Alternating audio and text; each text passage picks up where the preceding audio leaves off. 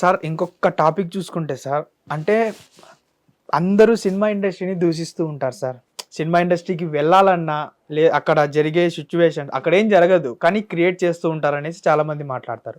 కానీ రీసెంట్ గా మనం చూసుకుంటే టెక్ మహీంద్రాలో ఒక లేడీ బయటికి వచ్చి కొన్ని రూమర్స్ అనేది పెట్టడం జరిగింది బయట. అది రూమర్స్ అంటారా లేకపోతే అది నిజమా అనేది ఫేస్ చేసిన ఆవిడికే తెలుస్తుంది. సో దీన్ని ఎలా చూసుకోవచ్చు సార్? అంటే టెక్ మహేంద్ర లాంటి కంపెనీ కూడా అంటే ఒక మహిళలకి సెక్యూర్ లేని విధంగా తయారవుతుందా? అంటే ఇక్కడ ఒక విషయం మాట్లాడుకోవాలండి. రాష్ట్రం అభివృద్ధి చెందాలి అని అంటే కనుక ప్రధానంగా ఐటీ కంపెనీసే రావాలండి. ఎగ్జాక్ట్లీ, ఐటీ కంపెనీసే రావాలి. ఐటీ కంపెనీస్ వస్తే ఏం జరుగుతుంది అంటే కనుక రియల్ ఎస్టేట్ అనేది పుంజుకుంటుంది. రియల్ ఎస్టేట్ పుంజుకుంటే కనుక రాష్ట్రానికి వనరులు అనేది కొదవ ఉండదు, పుష్కలంగా ఉంటాయి. సో అభివృద్ధి అనేది ఆటోమేటిక్గా జరిగిపోతానే ఉంటుంది. అయితే ఇది ఒప్పుకోవాల్సిన నిజం. ఈ రోజు హైదరాబాద్కి ఇంత చార్మింగ్ ఉంది అని అంటే కనుక దానికి ప్రధానమైన కారణం ఏంటి అని అంటే కనుక సాఫ్ట్వేర్, ఐటీ. ఈ రోజు నానక్రామ్ కూడా తీసుకోండి, గచ్చిబౌలి తీసుకోండి, మీరు అసలు మాదాపూర్ తీసుకోండి, అదికి పోయారు అని అంటే కనుక ఇప్పుడు ఐటీ లేదంటే కనుక వేరే కంట్రీకి వెళ్ళిన ఫీల్ వస్తుంది, రైట్? సో ఆబ్వియస్ ఇక్కడ ఏం జరుగుతుంది అని అంటే కనుక ఆ విధంగా జరిగినప్పుడు ఈ ఐటీ కంపెనీస్ అనేది ఇంటర్నేషనల్కి సంబంధించినటువంటి కంపెనీస్ ఉంటాయి, రైట్?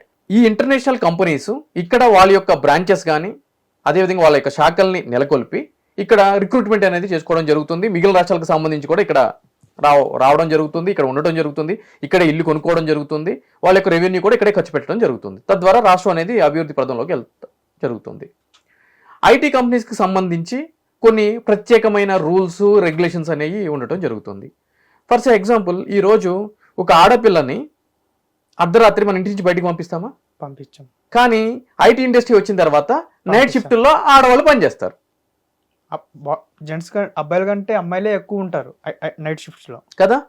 ప్రభుత్వ ఆఫీసుల్లో సాయంత్రం 5:30-6 గంటలు అయిపోయేలోపు ఆఫీస్కి లాక్ పడుతుంది. అవును, రాత్రి వర్క్ చేసేటువంటి ఐటీ కంపెనీస్ లో ప్రభుత్వానికి సంబంధించిన శాఖలు ఏవైతే ఉన్నాయో వాటిలో మహిళలు చేస్తారా? చేయరు. అంతెందుకండి, పోలీస్ డిపార్ట్మెంట్లోనే మహిళల్ని అపాయింట్ చేయాలి. మహిళా ఇన్స్పెక్టర్లు ఉన్నటువంటి నేటి ఈ సమాజంలో అర్ధరాత్రి పెట్రోలింగ్లో మహిళలను పెట్టాలంటేనే ఆలోచించడం పరిస్థితి ఉంది. అవును, ఎగ్జాక్ట్లీ. పోలీస్ శాఖ గురించి మాట్లాడుతున్నాను కదా. అటువంటిది ఐటీలో మహిళలు చేస్తారు. సో వాళ్ళకి కొన్ని ఎగ్జామ్షన్స్ ఉంటాయి, రూల్స్కి సంబంధించి, రెగ్యులేషన్కి సంబంధించి, రైట్? సో వాళ్ళు తీసుకునేటువంటి చర్యలు, అదేవిధంగా ఆ ఆఫీస్లో ఉండేటువంటి అట్మాస్ఫియర్ కానీ, రూల్స్ అండ్ రెగ్యులేషన్స్ కానీ క్వైట్ డిఫరెంట్ ఉంటాయి, వాళ్ళకి అనుగుణంగా ఉంటాయి. అవన్నీ రాష్ట్ర ప్రభుత్వం కొన్ని సందర్భాల్లో నియంత్రించలేనటువంటి పరిస్థితులు కూడా ఐటీ కంపెనీస్ ఉంటాయి. ఆ విధంగా నియంత్రించడానికి ట్రై చేస్తే బెంగళూరులో ఈ విధంగానే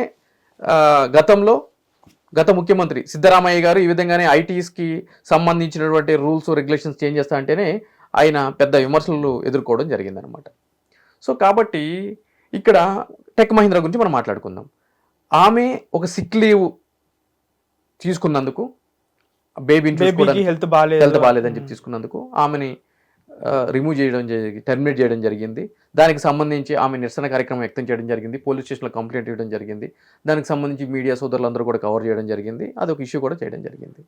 అయితే ఈరోజు ఈ యొక్క టెక్ కంపెనీకి సంబంధించి, ఐటీ కంపెనీకి సంబంధించి అర్ధాంతరంగా ఎంప్లాయీస్ని 1000 మందిని, 1200 మందిని, 1500 మంది తీసేయడం జరుగుతుంది. మనం చదువుతూనే ఉంటాము. అదే ఒక ప్రభుత్వ సంస్థలో కానీ, ఒక ఫ్యాక్టరీస్లో కానీ ఆ విధంగా సింగిల్ టైంలో 1000 మందిని, 1500 మంది తీస్తే ఏమైంది? ట్రేడ్ యూనియన్లు ఉంటాయి, రైట్? రాజకీయ నాయకులు ఇంటర్ఫియరెన్స్ ఉంటుంది, రాజకీయ పార్టీలు ఇంటర్ఫియరెన్స్ ఉంటుంది, ధర్నాలు, రాస్తారోకోలు, పబ్లిక్ మీటింగ్లు, ప్రభుత్వం మీద ఒత్తిడులు, XYZ మనందరికీ తెలిసిన విషయమే. ఆర్టీసీ కార్మికులకు సంబంధించి మనం అందరం చూసాం కదా. అవును. కానీ ఐటీకి సంబంధించి మరి ఎందుకు ట్రేడ్ యూనియన్ లేదు? ఎందుకు పొలిటికల్ ఇంటర్ఫియరెన్స్ లేదు? ఎందుకు పొలిటీషియన్స్ ఇంటర్ఫియరెన్స్ లేదు?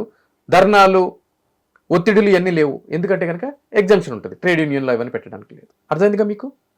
సో కాబట్టి మరి అంటే వాళ్ళు ఏం చేసినా భరాయించాలా అని అంటే కనుక దానికి సంబంధించి లేబర్ యాక్ట్ అనేది కమ్స్ ఇన్ టు ప్లేస్. ఒక లేబర్ కమిషనర్ ఉంటాడు, ఆ జిల్లాకి సంబంధించి అతని ఆధ్వర్యంలో ఉంటుంది.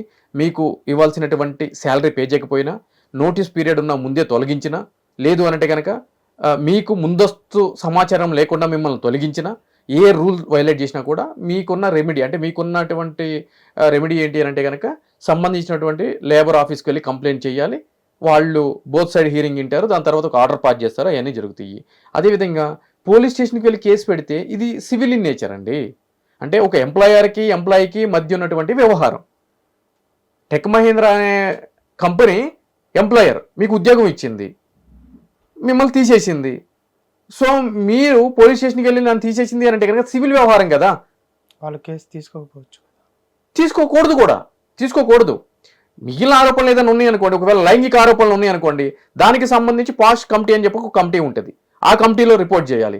ఆ కమిటీ నిజ నిర్ధారణ చేయాలి. నిర్ధారణ చేసి దానికి సంబంధించి ఒక రిపోర్ట్ చేసి ఆ సదరు మహిళ ఎవరైనా ఇచ్చినటువంటి ఆరోపణలు నిజమని తెలిస్తే దెన్ వాళ్ళు సంబంధించిన పోలీస్ స్టేషన్కి రిపోర్ట్ ఫార్వర్డ్ చేస్తారు. బేసింగ్ ఆన్ విచ్ పోలీసు వాళ్ళు కేసు రిజిస్టర్ చేస్తారు.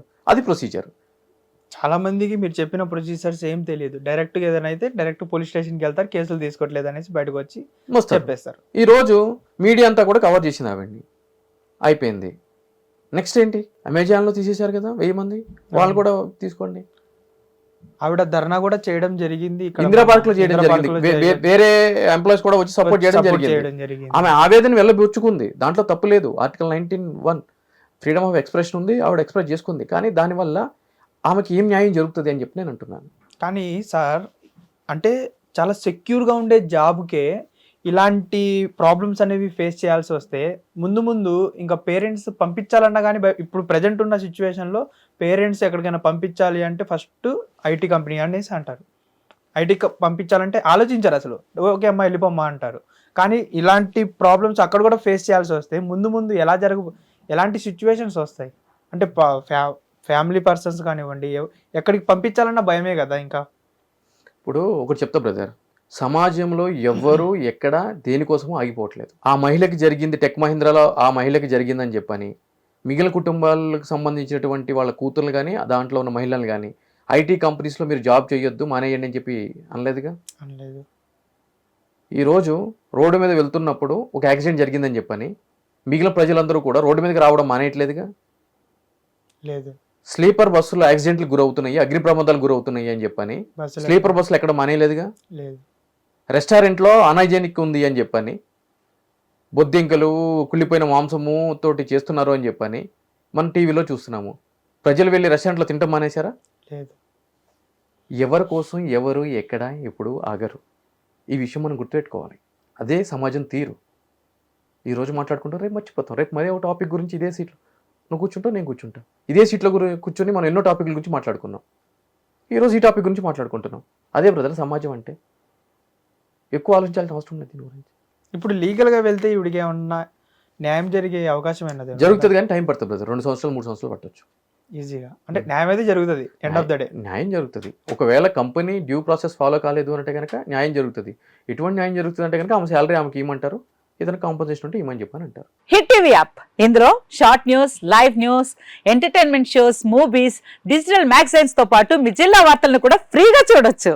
ఇంకెందుకు ఆలస్యం, వెంటనే హిట్ టీవీ యాప్ ని డౌన్లోడ్ చేసుకుని ఫ్రీగా ఎంటర్టైన్మెంట్ పొందండి. Hit TV app, hit TV app, please download hit TV app. Hit TV app ని ఫ్రీగా డౌన్లోడ్ చేసుకొని ఎంజాయ్ చేయండి. మీకు నచ్చిన ఎంటర్టైన్మెంట్ కోసం హిట్ టీవీ యాప్ ని ఫ్రీగా డౌన్లోడ్ చేసుకొని ఎంజాయ్ చేయండి. హిట్ టీవీ యాప్ ని డౌన్లోడ్ చేసుకుని ఆస్వాదించండి, ఆశీర్వదించండి. ఇంతమంది సెలబ్రిటీలు హిట్ టీవీ యాప్ ని డౌన్లోడ్ చేసుకోండి అని చెప్తున్నారంటే ఎంత మంచి యాప్ ఆలోచించండి.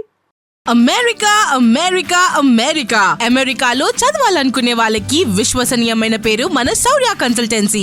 UK లో 1 year masters, UK లో 1 year masters, 2 years work permit up to 5 years visa. Contact Saurya Consultancy. Contact 89851 89851.